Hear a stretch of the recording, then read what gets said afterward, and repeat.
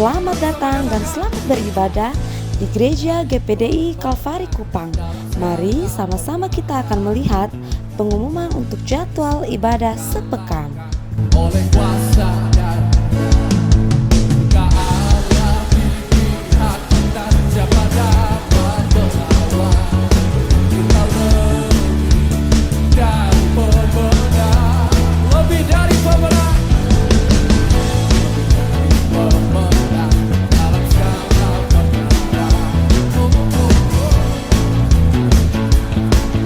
Oleh kuasa dan jika Allah di pihak kita, siapa dapat melawan? Kita lebih dari pemenang. Haleluya, haleluya. Pada nama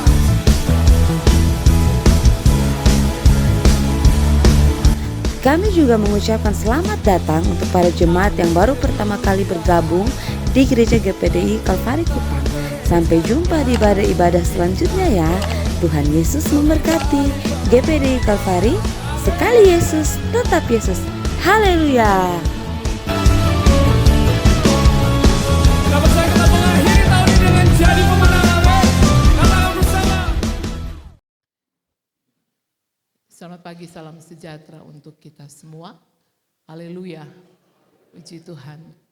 Bersyukur kepada Tuhan, Bapak Ibu, kita kembali ada di hari Minggu ini, bertepatan dengan hari Pantekosta atau pencurahan Roh Kudus dalam kehidupan kita semua.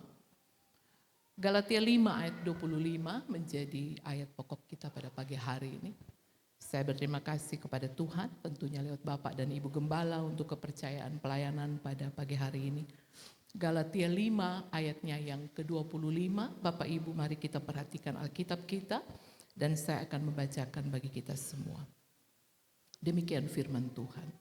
Jikalau kita hidup oleh roh, baiklah hidup kita juga dipimpin oleh roh. Puji Tuhan. Bapak Ibu, mungkin di tempat ini juga diadakan 10 malam, 7 malam, 8 malam barangkali. Yang saya tahu diadakan doa untuk pencurahan Roh Kudus. Kepenuhan Roh Kudus adalah mutlak bagi kita. Mutlak. Tetapi lebih berguna jika kita dipimpin oleh Roh. Kepenuhan Roh Kudus bukan 1 tahun 1 kali. Kepenuhan Roh Kudus bukan sebuah ajaran denominasi gereja, tetapi ini adalah seruan firman Allah. Bapak Ibu. Roh Kudus bukan hadir untuk kita mencari sesuatu yang menggebu-gebu di dalam. Sehingga ada banyak orang mengejar 10 malam untuk mencari sensasi dari manifestasi Roh Kudus. Kita sedang tidak mencari sensasi dari manifestasi Roh Kudus. Tapi Galatia katakan kalau kamu hidup oleh roh, hendaklah dipimpin oleh roh.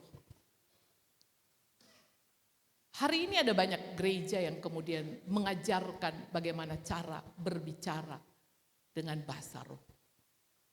Bahasa roh tidak bisa diajarkan Bapak Ibu. Bahasa lidah hanya merupakan tanda kepenuhan dari seorang pribadi. Tetapi kalau kita bicara tanda, maka tanda itu datang dengan berbagai tanda, bukan hanya berbahasa lidah. Tetapi hari ini bahkan bahasa roh diajarkan di gereja-gereja, bahkan dikursuskan, jemaatnya dikursuskan. Bukan itu yang kita cari Bapak Ibu.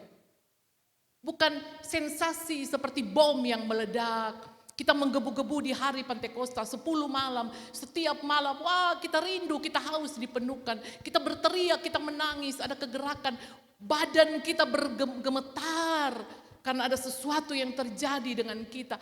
Gak sampai di situ Bapak Ibu. Berapa persen dari doa malam, 10 malam yang diadakan, berapa persen Bapak Ibu yang dipenuhkan? Kalau saya bisa cek pagi ini, bolehkah Bapak Ibu mengangkat tangan yang 10 malam ini engkau dipenuhkan? Yang baru dipenuhkan? Atau yang sudah dipenuhkan? Baik.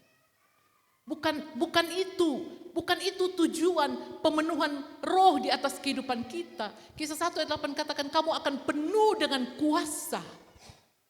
Kamu akan penuh bila Roh Kudus turun ke atas kamu. Bukan sensasi di awal tentang manifestasi Roh Kudus, bagaimana saudara berbahasa lidah, saudara.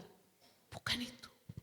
Tapi bagaimana kehidupanmu diberikan seutuhnya untuk dipimpin. Kata penuh sendiri di dalam terjemahan bahasa yang lain, dikatakan kita tenggelam sampai kita tidak kelihatan lagi. Artinya kuasa itu menenggelamkan kita, saudara. Amin, Bapak Ibu. Kalau pagi hari ini engkau mengejar pemenuhan Roh Kudus hanya sampai kepada engkau berbahasa roh, berbahasa lidah dan sebagai tanda orang melihat, oh dia sudah penuh. Saudara keliru. Saudara keliru memahami sehingga betapa begitu banyak orang yang begitu mudah tinggalkan Tuhan. Sudah penuh Roh Kudus loh. Sudah penuh. Bahkan bisa berpindah keyakinan. Bisa murtad. Sudah penuh Roh Kudus. Pelayan sudah penuh Roh Kudus. Tapi begitu dihantam masalah, beta berhenti aja. Saya nggak bisa melayani lagi Pak Gembala. Beban saya terlalu berat. Berarti ketika engkau penuh Roh Kudus, engkau tidak ditenggelamkan. Engkau tidak dikuasai dengan Roh Kudus. Maka kedagingan kita yang berkuasa atas kita. Bapak Ibu, mari kita mau perhatikan satu persatu di sini. Galatia 5 dikatakan, jikalau kita hidup. Saya perhatikan yang pertama, jikalau kita hidup. Kata hidup di sana bukan hanya bernafas. Amin, Bapak Ibu. Masih bernafas semua. Pagi ini saudara masih bernafas. Tapi kata bernafas di sini, Bapak Ibu, di dalam terjemahan bahasa Ibrani dipakai kata sao. Artinya sesuatu yang bergerak aktif. Dan saya mau bilang Roh Kudus hanya bekerja kepada pribadi yang bergerak dan aktif. Pribadi yang merespon firman Allah dan melakukannya. Saudara jangan bangga 20-30 tahun lalu saudara sudah dipenuhkan. Barangkali. Tetapi hari ini bagaimana? Kalau saudara mengukur perjalanan imanmu, pertumbuhanmu sudah sampai di fase yang mana? Sampai di level yang mana? Dulu kami punya seorang jemaat yang mengatakan dia melayani di gereja lain. Ya, ada satu nominasi gereja yang enggak punya latar belakang sekolah kitab atau teologi yang kemudian bisa dilantik jadi pendeta. Oh ada. Dan jemaat ini datang kepada kami dan berjemaat. Baru di depan pintu gereja, dia udah syalalah. Baru di depan pintu gereja. Suami saya bilang, ini gak bener nih. Penuh Roh Kudus bukan ngeroh. Amin Bapak Ibu. Bukan ngeroh. Roh Kudus itu bukan roh yang gentayangan, tapi dia tinggal di dalam kita. Yesus katakan ada lebih baik aku pergi ke surga, supaya aku memberikan roh penghibur. Perhatikan baik-baik, kita kadang-kadang menggunakan salah kata penghibur. Kalau susah baru kita ambil Roh Kudus kita pakai. Kalau gak susah kita buang Roh Kudus. Oh saudara, Roh Kudus gak semurah itu saudara. Di dalam Trinitas dia adalah bagian dari Tritunggal Allah. Amin Bapak Ibu. Mari kita pahami ini dengan benar. Supaya kita jangan salah kaprah tentang keberadaan Roh Kudus dalam kehidupan kita. Oh nanti 10 malam tahun depan masih ada lagi. Ada seorang ibu datang kepada gembalanya, Om, aduh Om, beta belum penuh nih. Ini besok tinggal 10 malam. Bapak gembalanya ya emang gak ngerti juga, dia jawab, oh masih ada tahun depan. Gak perlu, pagi ini juga ketika engkau datang bersujud, engkau penuh dengan Roh Kudus. Amin Bapak Ibu. Gak perlu tunggu 10 malam. Gak salah gereja ini bikin 10 malam, oh enggak, saya bukan orang yang menentang 10 malam, enggak. Tetapi bagaimana kita melihat ada sesuatu yang berubah dari hidup saudara. Yang pertama dikatakan jikalau kita hidup. Hidup itu artinya bergerak. Orang yang aktif, sao. Bergerak aktif dan Roh Kudus bekerja kepada pribadi yang aktif, yang bergerak, yang maju, dinamis. Bukan yang tinggal di tempat. Bukan yang diam saudara, gak bikin apa-apa, enggak. Dan ketika dia memimpin kita, dia memimpin cara hidup kita. Dia pimpin pikiran kita, dia pimpin cara bicara kita. Sehingga Roh Kudus membawa kita kepada karakter Allah yang sempurna. Roh Kudus itu bukan gentayangan, Bapak Ibu saya. Ini jemaat yang sama. Waktu itu kami ada penginjilan di Amfoang. Jauh banget. Terus saya tanya sama dia, Bu, anaknya dibawa enggak? Karena saya tahu dia enggak punya pembantu. Anaknya dibawa enggak? Oh enggak, saya sih tergantung Roh Kudus bicara. Kalau bawa anak, bawa. Bawa perpuluhan juga sama, saya tergantung Roh Kudus. Roh Kudus suruh saya bawa ke sana, bawa ke sini. Itu ngeroh. Saudara, ngeroh. Saya bilang dalam hati saya, wah ini udah gak bener nih. Saya dalam hati, kita dikasih pikiran. Udah tahu di rumah gak ada orang, ya bawalah anaknya toh. Benar gak Bapak Ibu? Kita gak butuh sesuatu yang besar di situ untuk menimbang. Oke, Roh Kudus pimpin hidup kita. Tetapi jangan ngeroh. Hari ini banyak gereja yang ngeroh. Sedikit-sedikit roh, sedikit-sedikit roh. Yohanes katakan akan ada dan sudah ada penyembah yang benar dalam roh dan apa Bapak Ibu? Kebenaran, enggak roh sendiri. Kaget-kaget penglihatan, kaget-kaget Tuhan bicara kepada saya. Mari kita akan lihat selanjutnya kepada siapa Tuhan bicara. Gak pernah gereja, gak pernah aktif, gak pernah doa, gak pernah bergerak, gak pernah maju, gak pernah punya dinamika iman. Tapi bisa bilang, roh bicara kepada saya. Wahai saudara, siapa kita? Siapa kita yang Tuhan bisa bicara dengan gamblang dan gampang kepada kita? Hati-hati kepada penyesatan. Hari ini begitu banyak orang menarik jemaat Tuhan untuk datang ke tempat ibadahnya karena roh bicara di sana. Saya mau bilang hari ini firman Allah bicara kepada saudara. Hati-hati saudara. Begitu banyak pengajaran sesat hari ini di sekeliling kita. Sebab itu kita perlu dipimpin oleh roh saudara. Dan roh memimpin orang yang hidup bergerak. Mazmur 51 ayat 11. Daud bilang begini, jangan buang aku dari hadapanmu. Jangan ambil rohmu yang kudus daripadaku. Daud seorang raja. Tapi dia mengisi kehidupannya. Dia minta Roh Kudus mengambil alih seluruh aspek kehidupannya. Roh Kudus bukan hadir hanya ketika doa 10 malam. Hanya ketika saudara berdoa pribadi. Seharusnya di seluruh pergerakan kita. Di kantor, di rumah, mendidik anak-anak. Roh Kudus hadir di sana. Mama-mama baru habis doa di kamar. Anak-anak dengar, aduh mama saya basah roh. Tapi begitu keluar, pasang supel ini lantai. Su masak, su ini, su itu. Anak-anak bilang, hei baru basah roh di kamar. Di sini sonde ada. Mama-mama di sini manis, baik, lembut hatinya. Kok ketawa? Ibu Eta ketawa besar. Tidak tahu apa, kenapa ketawa. Ibu-ibu di sini manis, pagi-pagi bangun, tanya anak, su menyimpan tempat tidur, gitu. Su menyimpan tempat tidur. Nah, itu saya dulu kayak gitu. Sekarang masuk kamar anak-anak gak atur kamar, ya udahlah saya atur kamarnya. Saya lipat selimutnya. Habis perkara toh. Saya punya anak laki-laki Bapak Ibu.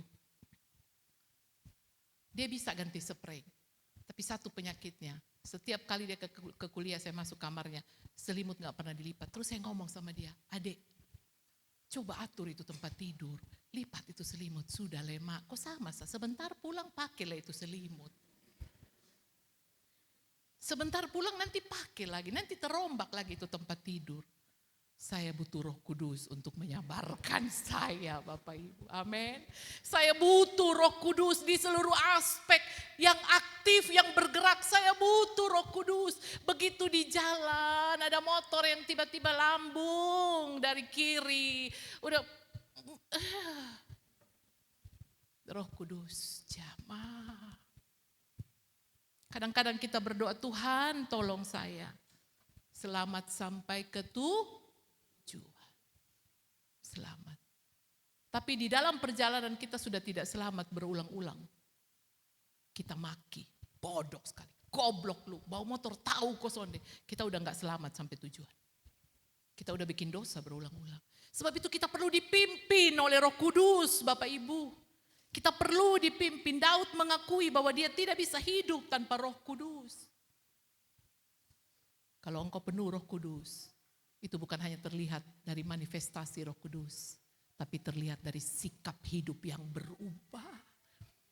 Anak Anak-anak udah kecewa dengan mamanya, papanya. Anak-anak gak mau ke gereja. Kenapa gak mau ke gereja? Sama. Bepung mama melayani di gereja tapi mulutnya gak pernah berubah. Dia bikin beta sakit hati terus. Oh mama-mama, ibu-ibu, perhatikan perkataan kita. Bapak-bapak, perhatikan perkataan kita. Kalau engkau dipimpin Roh Kudus, engkau ada penguasaan diri di dalam. Yang kedua, perhatikan yang kedua, dikatakan baiklah kita hidup juga dipimpin oleh Roh Kudus.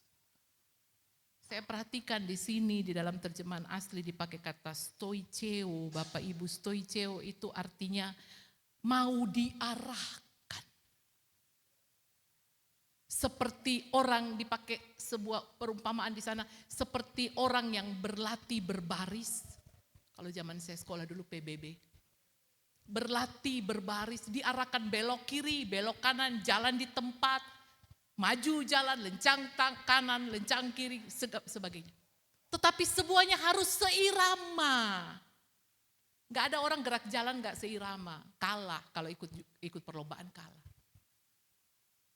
Ketika kita minta Roh Kudus pimpin hidup kita, baiklah hidup kita juga dipimpin oleh Roh, maka kita harus seirama dengan gerakan Roh Kudus. Dipakai kata selaras dengan Roh Kudus. Roh Kudus bawa kita kemana? Tunduk, taat saja Bapak Ibu. Pagi hari ini yang bawa saudara ke tempat ini adalah sebuah tanggung jawab yang besar. Karena Roh Kudus diingatkan saudara. Yesus katakan aku pergi, ada roh yang menghibur engkau, Roh Kudus yang menghibur dan mengingatkan kita. Tapi bagaimana dia bisa mengingatkan kalau kita tidak selaras dengan dia? Kalau kita nggak mau diatur oleh Roh Kudus. Berapa banyak kali Roh Kudus bicara kepada saudara? Berapa banyak kali? Lalu saudara katakan, oh tidak apa-apa. Masih wajar, manusiawi. Berapa banyak kali? 1, 2, 3. Tapi jangan sampai ada batasan di sana. Roh Kudus udah gak mau tahu lagi dengan saudara. Bahasa kasarnya gini, terserah lu aja lah. Mau ke kiri kek, mau ke kanan kek, mau bengkok kek, mau matono kek, terserah. Ada batasan Bapak Ibu. Ada batasan. Dia terus bekerja bagi kita, dia datang, dia bawa kita untuk kepada kebenaran dan kebenaran. Tapi kita terus tutup hati kita. Yohanes 14 ayat 26 dikatakan, tetapi penghibur yaitu Roh Kudus yang akan diutus Bapa dalam namaku, dialah yang akan mengajarkan segala sesuatu kepadamu dan akan mengingatkan kamu. Dan semua yang telah kukatakan kepadamu, mengingatkan kamu. Makanya banyak orang lupa ingatan hari ini. Banyak orang lupa, udah bikin salah, oh kilaf. Karena gak ada yang ingatkan. Udah dengar firman, tapi lupa, gak ada yang ingatkan. Roh Kudus gak berkuasa atas kehidupan. Kalau Roh Kudus menguasai, saudara-saudara tenggelam di dalam Roh Kudus sampai penuh, meluber keluar, saudara, engkau akan diingatkan terus oleh Roh Kudus, engkau dipimpin, langkahmu searah, selaras dengan Roh Kudus. Dan kehidupan kita akan terpancarkan sesuatu dari dalam. Dipimpin, diajar. Tidak ada tentara yang disuruh berbaris lalu katakan, oh saya tidak mau, langsung dipecat itu saudara. Kalau kita lihat orang berbaris itu indah ya, bagus gitu. Jatuh kakinya pas, jatuh kakinya pas, jatuh kakinya pas. Gerakannya indah, ya, jalannya bagus, rapi. Tapi kadang-kadang kita nggak mau seperti itu. Kita mau ngatur langkah kita sendiri, kita mau ngatur hidup kita sendiri. Dan kalau kita dipimpin Roh Kudus, kita dikuasai oleh Roh Kudus, Bapak Ibu. 1 Yohanes 2 ayat 16 katakan begini, sebab semua yang ada dalam dunia, yaitu keinginan daging, keinginan mata, serta keangkuhan hidup bukan berasal dari Bapa, melainkan dari dunia. Ini yang perlu kita matikan dalam diri kita. Dan kita gak bisa sendiri mematikannya.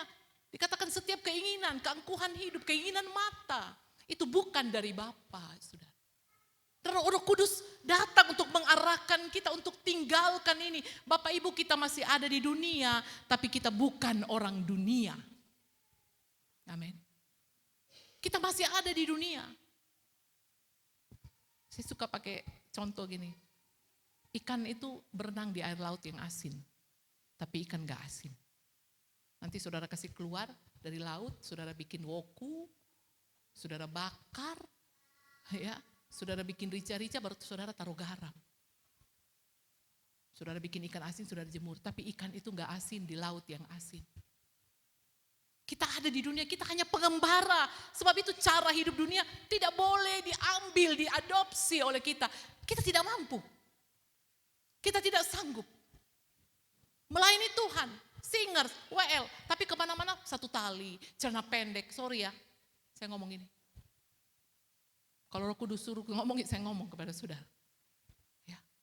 Gaya hidup duniawi, gak bisa diatur. Ya. Para pelayanan itu adalah penghormatan Bapa kepada saudara.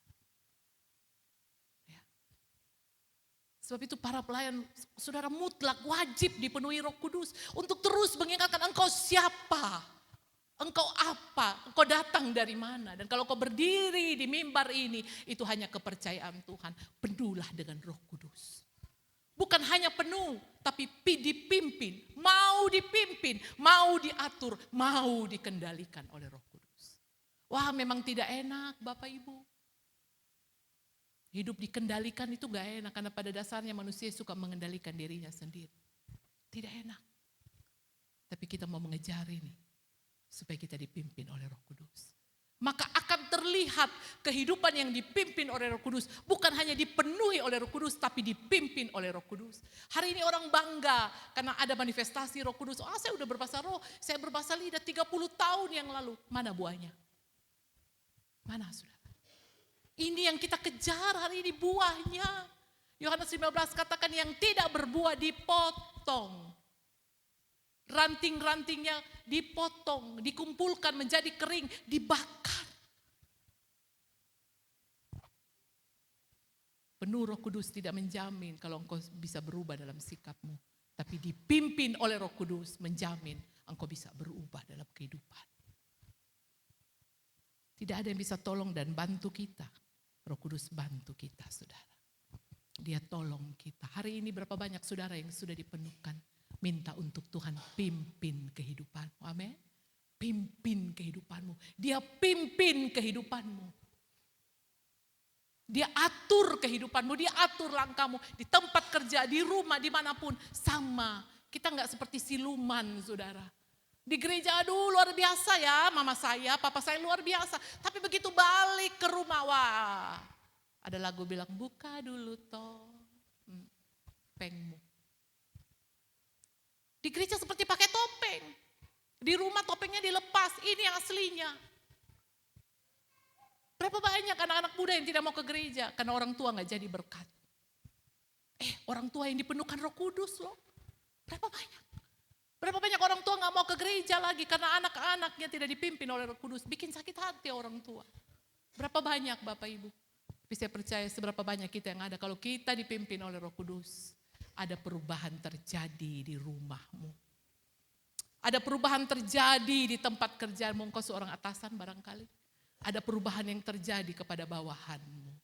Ada perubahan yang terjadi. Ada terobosan terjadi di tempat ini, sudah.